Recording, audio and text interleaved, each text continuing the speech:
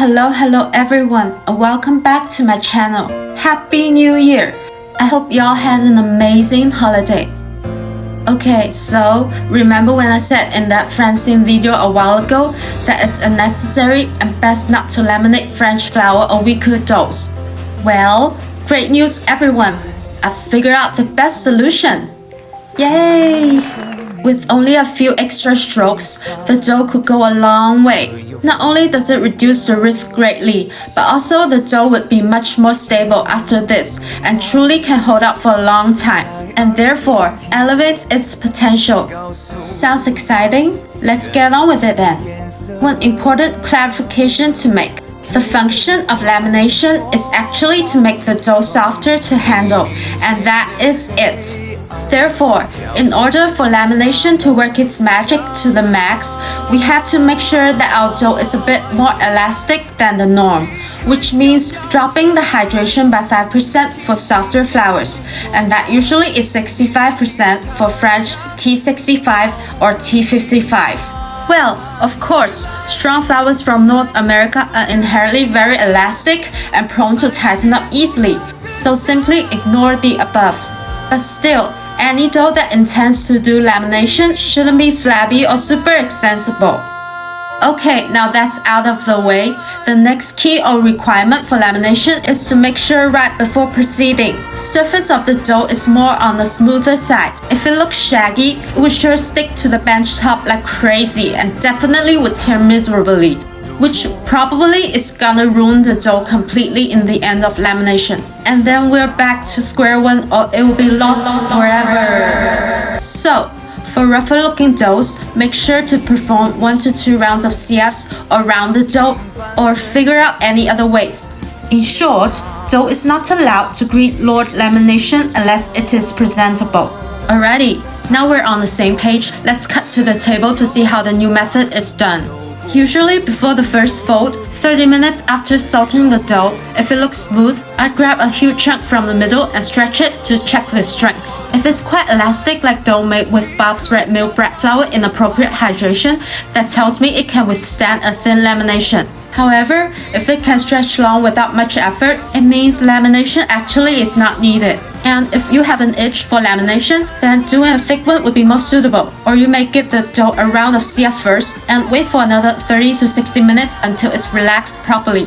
So, now the dough is nice and relaxed and is in good shape, we can begin lamination. After tipping up the dough onto the wet surface, use a wetted bench scraper to loosen the entire bottom just to avoid any sticking. Then with wet hands, proceed as normal. For detailed instructions, check out this tutorial video. But with already very soft dough, be mindful not to stretch it overly thin. Reason being, the thinner the dough is being stretched, the softer the dough would become. And elasticity is as important as extensibility. Former provides support for both the exterior, height and shape, and the inner structure, aka crumb. Hence, stretching an already very extensible dough to its extreme limit would only weaken the already next to nothing elasticity furthermore, which does more harm than good in this situation. Now here comes the pivotal part and also what makes this method so powerful. After the spreading is done, we fold as much as possible to create lots of layers, kinda like building the foundation inside an architecture. It doesn't matter how you fold it, as long as lots of layers are created, then it serves a purpose. What I usually do is pick up one of the corners and fold it to the middle. It has to be the middle, and I'll explain why in a minute. Then repeat with the other 3 corners. Now, let's do another round. And for smaller dough, if you feel the surface a bit small, that repeating another round might be a bit of a struggle, then with wet hands, gently press the dough a bit bigger, and then loosen up where you're about to fold before picking up the corner. Then proceed. Here shows 100 gram flour dough, so 2 rounds are more than enough. Bigger doughs are probably gonna need more rounds. The idea is to fold in as much as possible until the dough has become a small and taut ball. She saw canvas. Thank God every day for how he made her. And the last fold will bring the dough back to the smooth top facing up. She reminds me that it ain't too late to start. You may even use the bench scraper to round it a bit if you feel it needs a little bit more tension.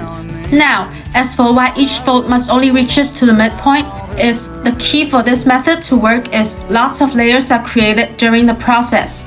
So if the fold goes beyond the midpoint, not only would the opposite side be thicker, but also the surface area would shrink drastically. In other words, the distance for folds overlapping is getting shorter. Meanwhile, thicker the dough is, more resistance would occur for the next fold, and that resistance would just keep increasing as the folds stacking upon each other.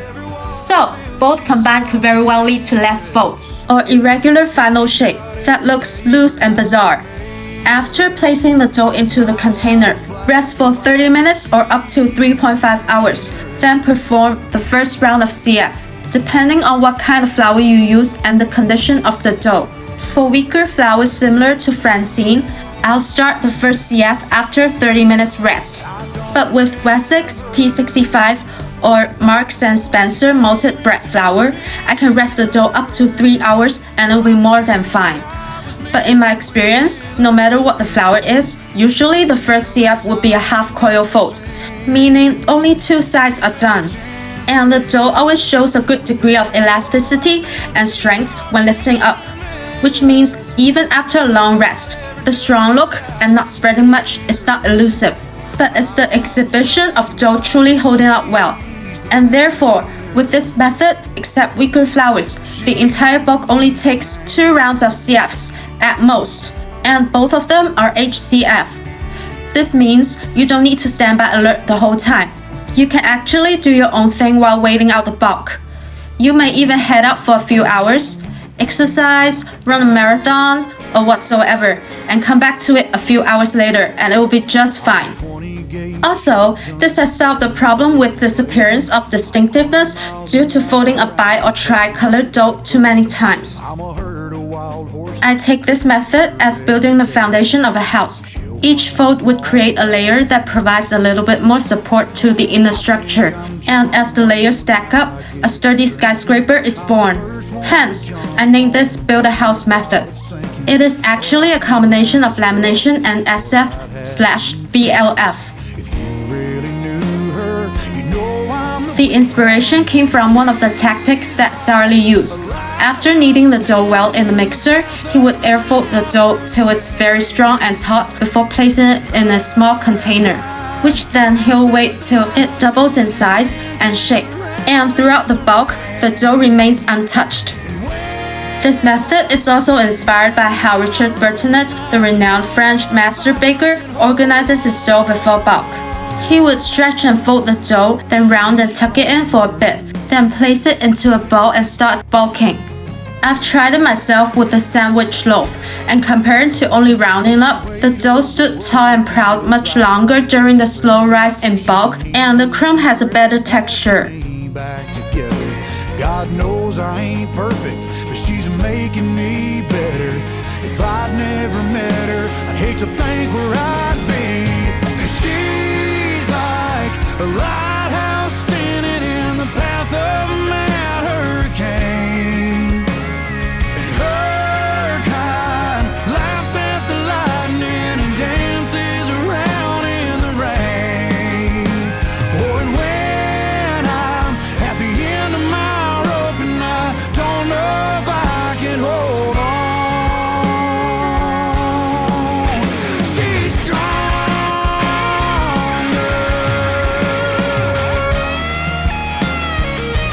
It came to me the other day as I was figuring out how to add inclusions into a French T65 dough, so it actually was originally intended for that. Hurricane.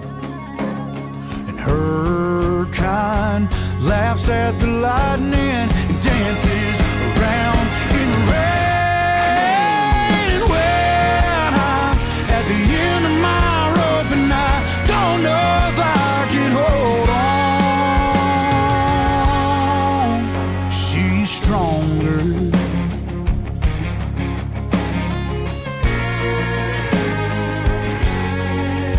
She's stronger.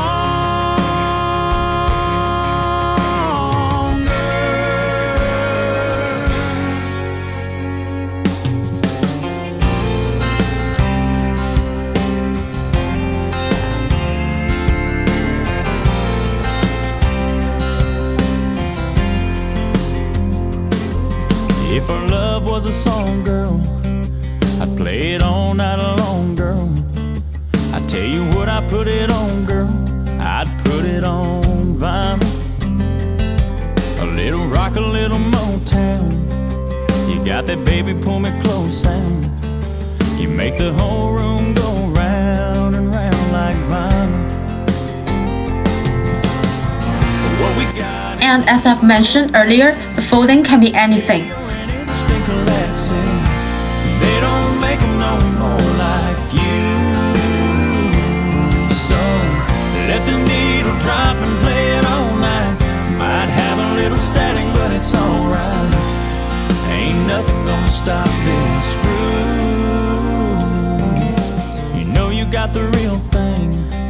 The whole world ought to know your name. Like a band in the Hall of Fame. Once you know how it ticks, get creative, think outside the box.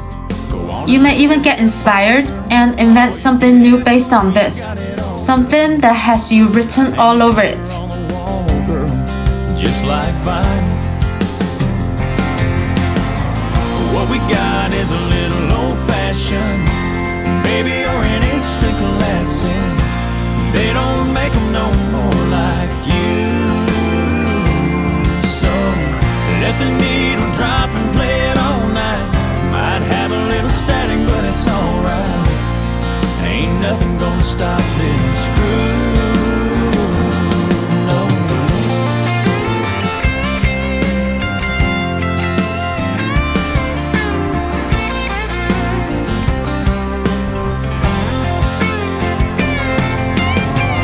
Let the needle drop and play it all night.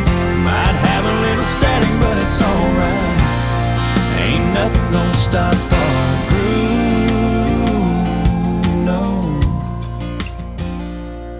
If our love was a song, girl, I'd play it all night long, girl. I tell you what, I put it on, girl, I'd put it on vinyl. When you say my name, it's the sweetest sound. Oh, girl, you got me spinning around and round like vinyl. Like vinyl. Ain't nothing gonna stop